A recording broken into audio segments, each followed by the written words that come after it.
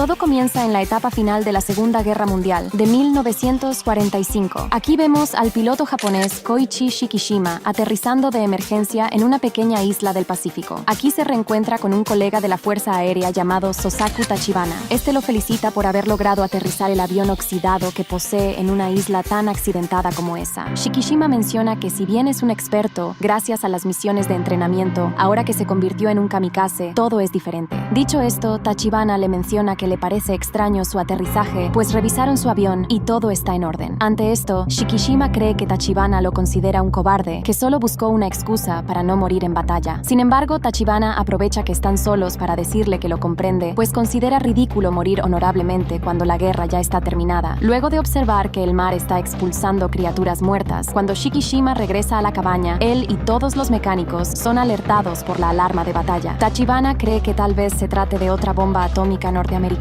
pero al iluminar la playa, descubren a una criatura emergiendo a la superficie. Al tenerlo enfrente, uno de los mecánicos lo reconoce como Godzilla, gracias a que un local le habló sobre el monstruo. Ante esto, Tachibana comprende que luchar de frente es inútil, así que ordena a sus hombres ponerse a cubierto. Ya en las trincheras, Shikishima le pregunta ¿qué clase de bestia es Godzilla? Tachibana le explica que nadie lo sabe y luego, como el único soldado ahí es Shikishima, le pide que corra y recupere el arma de 20 milímetros. Shikishima duda, pues teme que solo consiga enojar a Godzilla, pero Tachibana le recuerda que el arma de 20 milímetros puede matar cualquier cosa. Así, Shikishima abandona la trinchera y comienza a avanzar sigilosamente hasta que llega a su avión. Sin embargo, al tener en la mira a Godzilla, se caga en los pantalones y su cuerpo se inmoviliza por el miedo, lo cual empeora cuando el mismo Godzilla le advierte con una mirada que si intenta algo, se lo tragará. En cambio, el miedo de los mecánicos provoca que comiencen a disparar, y aunque Tachibana les ordene cesar el fuego, esto enfada a Godzilla, así que destruye la trinchera y comienza a lanzar lejos y aplastar a los mecánicos. Su ira descontrolada hace que también ataque el avión de Shikishima, pero vemos que este logra escapar a tiempo. Al día siguiente, cuando Shikishima despierta, descubre que todos los mecánicos murieron menos Tachibana, quien al ver que Shikishima está vivo, le echa la culpa por no haber disparado cuando se le ordenó. Pasado esto, vemos que en diciembre, Shikishima y los soldados japoneses sobrevivientes son transportados en un buque de guerra de nuevo a su país. En medio de esto, Tachibana le entrega las fotos de los mecánicos que murieron. Ya en Tokio, Shikishima avanza entre los escombros de la ciudad destruida, pero al llegar a su casa, descubre que esta fue bombardeada. Sin embargo, ahí se reencuentra con su vecina Sumiko Ota, quien si bien al principio al verlo no entiende cómo es que está vivo, si su misión era ser un piloto kamikaze, y cuando comprende que huyó de su muerte honorable, lo trata como un cobarde y una desgracia, pues considera que Japón perdió la guerra por soldados débiles como él. Shikishima ignora su desprecio para preguntar sobre sus padres, pero Sumiko le deja claro que todos murieron en el incendio del bombardeo, incluyendo sus hijos. Más tarde, Shikishima decide leer la última carta que su padre le escribió, donde vemos que a pesar del honor japonés, este le pidió que regresara con vida. Tiempo después, cuando Shikishima se encuentra degustando una buena sopa posguerra ante él, comienza una persecución contra una mujer, y cuando intenta retenerla, esta le entrega a su hija y sigue de largo. Como Shikishima es un pobre soldado que ni siquiera tiene casa, planea abandonar al bebé, pero recapacita, y momentos más tarde vemos que es encontrado por la madre del niño llamada Noriko. Mientras recupera a su hija, esta le pregunta por qué no simplemente dejó al niño, pero Shikishima le deja en claro que no podría haber abandonado a un bebé a su suerte. Esto llama la atención de Noriko, pues decide seguirlo. Así, juntos llegan hasta los restos de lo que alguna vez fue su casa, donde utilizan los utensilios para cocinar. Aquí ella le revela que el bebé se llama Akiko y que no es su hija, sino que llegó a ella durante el bombardeo cuando su madre moribunda le confió su vida. Shikishima le pregunta por qué se viste como una vagabunda, pero le advierte que si es una ramera no la juzga, pues comprende que debe sobrevivir de alguna manera. Noriko asegura no ser tal cosa, y al enterarse que Shikishima perdió a sus padres en el bombardeo, comprende que ambos son iguales, y antes de que éste la expulse, Noriko se duerme de inmediato. Al día siguiente, cuando Shikishima sale para buscar agua a Sumiko, lo increpa para preguntarle si se cree un santo por haber recogido a una mujer y a un bebé, y por las dudas le deja en claro que es muy tarde para que se convierta en un héroe, y que no contará con su ayuda. Sin embargo, cuando descubre que Noriko no es la madre del bebé, y por ello no lo está amamantando, vemos que Sumiko decide revisar al niño, y al hacerlo, descubre que si no se alimenta, pronto morirá de desnutrición, y por eso le entrega su porción de arroz, aunque esto signifique que ella se quedará sin comer. Llega marzo de 1946, cuando Shikishima regresa a su casa, luego de buscar trabajo, le informa a Noriko que encontró un trabajo patrocinado por el gobierno, con muy buena paga. Sin embargo, se trata de encontrar minas puestas durante la guerra. Noriko se niega a tomar tal riesgo, pero Shikishima le recuerda que a este ritmo morirán de hambre, y por eso ha aceptado el trabajo, pero le promete que no morirá. Una vez que llega al puerto, descubre que el barco que utilizarán no es más grande que un pequeño velero. Aquí conoce a sus compañeros el anciano ex oficial naval llamado Kenji Noda, quien le explica que deben encontrar 60.000 minas puestas por Japón y Estados Unidos en sus propias costas. Este le explica que utilizaran esos pequeños barcos de madera porque cualquier barco hecho de metal podría activarlas. Dicho esto, le presenta al resto del equipo conformado por el capitán Yoji Akitsu y Shiro Mitsushima, a quien consideran un niño por no haber estado en la guerra. Akitsu le explica que su bote está atado con un cable a otro bote, y su función será navegar por la costa para que este cable corte las uniones de las bombas submarinas y se eleven a la superficie, donde vemos que proceden a dispararle para que explote. Cuando Shikishima observa la mala puntería del capitán, se ofrece para intentarlo, y gracias a su especialidad logra detonar la mina. Sin embargo, cuando revela que nunca entró en batalla, Mitsushima le dice que entonces ambos son iguales. Este incluso se atreve a decir que le hubiera gustado que la guerra durara más tiempo para poder alistarse. Al escuchar esto,